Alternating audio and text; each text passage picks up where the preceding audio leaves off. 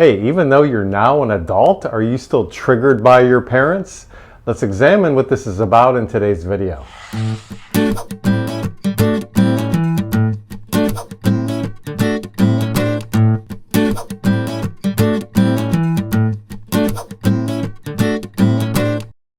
So oftentimes, no matter what kind of childhood we may have had, we can still be triggered by our parents as an adult.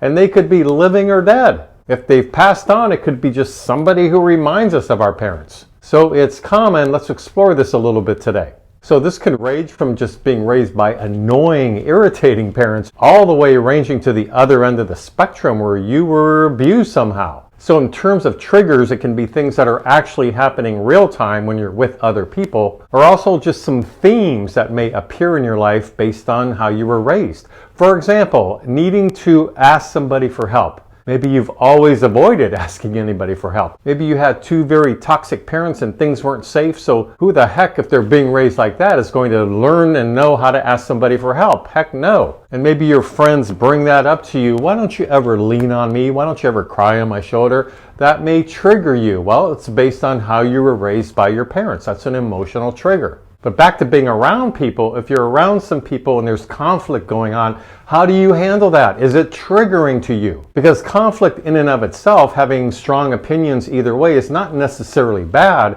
But if you were raised in a household where this may be turned into your parents shoving and screaming and throwing things at each other, well, then you better believe you may be triggered. Because being comfortable with this conflict means you're helped as a kid to be okay with your feelings of being hurt and angry, your own feelings.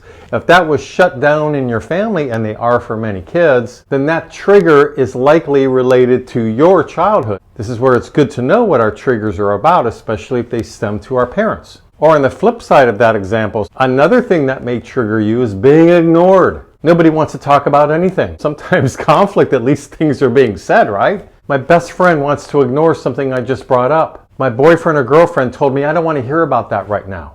So then you may be triggered. Now the trigger is more related to what you went through in childhood, likely, than what's currently going on. If you were ignored in childhood, you didn't really matter, nobody wanted to hear your voice. So without dealing with this at some point in our adult life, we may continue to be triggered by it all. And as I mentioned, this could be for parents who have passed on, or let's say your parents are still alive. Well, then that may bring things even more to the surface.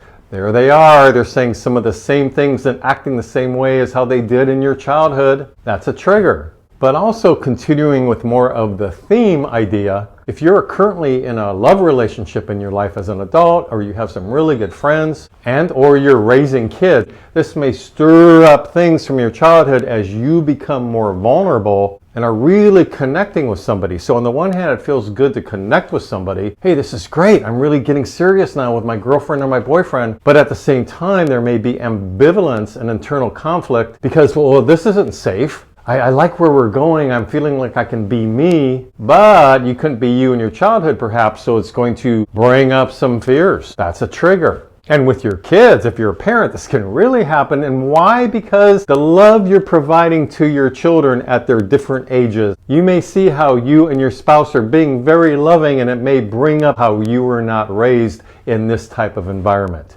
This wasn't provided for you.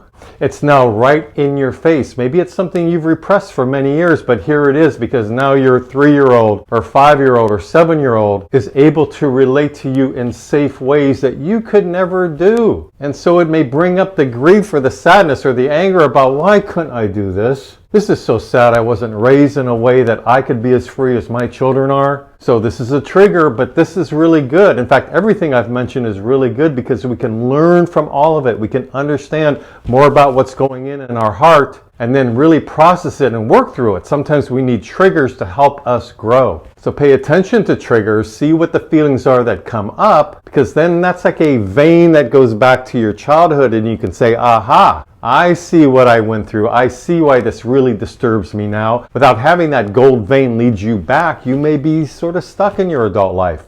I don't know why I get so angry and frustrated all the time. I don't know why I'm having this sadness. But if we follow those gold veins of triggers, then we can begin to know, work through what happened to us in our past, and then finally put it to rest because we're healing through it.